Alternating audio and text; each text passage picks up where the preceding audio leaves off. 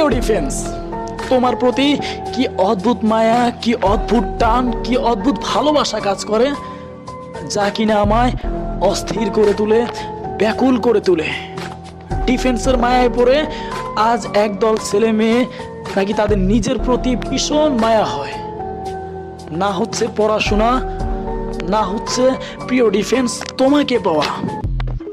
সেই ছোটবেলা থেকে ইচ্ছে ছিল যে বাংলাদেশ সেনাবাহিনীর একজন গর্বিত সদস্য হব, দেশ সেবায় নিজেকে নিয়োজিত করব, একজন যোদ্ধা হব, ইউনিফর্মটা গায়ে জড়াবো।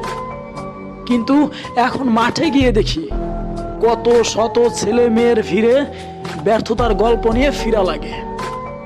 খুব কষ্ট লাগে, খুব আফসোস হয়। মাঝে মধ্যে ভাবি ব্যর্থ হওয়ার পরে বাসায় গিয়ে কি জবাব দিব নিজের ফ্যামিলির কাছে। যে জিনিসটাকে পাওয়ার জন্য রাতকে দিন আমি এক করেছিলাম, বেলা শেষে ব্যর্থতার গল্প নিয়েই আমি বাড়িতে ফিরিলাম। যখন পড়ার টেবিলে বসি তখন মাথায় সবসময় ভন ভন করে ডিফেন্স, ডিফেন্স আর ডিফেন্স। তবে বালিশে মাথা রাখার পরও এর ব্যতিক্রম ছিল না। কল্পনার জগতে প্রিয় ডিফেন্স তুমি এসে নাড়া দিতে। ঘুমের ঘরে কত শতবার যে স্বপ্ন দেখেছি, ইউনিফর্মটা গায়ে জড়িয়েছি, ঘুমের মধ্যেই গর্বে বুকটা ফুলে উঠত, কত ভালো লাগতো। তবে যখন ঘুমটা ভেঙে যেত তখন হাসি মাখা মুখটা আমার মলিন হয়ে যেত, খুব আফসোস লাগতো।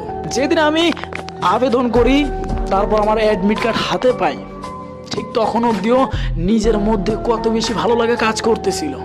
দীর্ঘ অপেক্ষার পর যখন মাঠে যাওয়ার মেসেজ আসে ঠিক 12:02, ঠিক তখনই আমি আনন্দে, এমনকি চিন্তায় আমার ভিতরটা ধুরধুরু করতে লাগলো।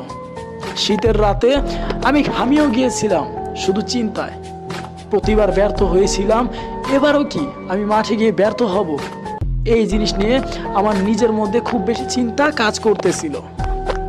তবে মাঠে যাওয়ার পর যখন সত্যি সত্যি আমি ব্যর্থ হয়ে ফিরলাম, ভিতরটায় কান্নায় সব কিছু ভেঙে চুরে উঠল।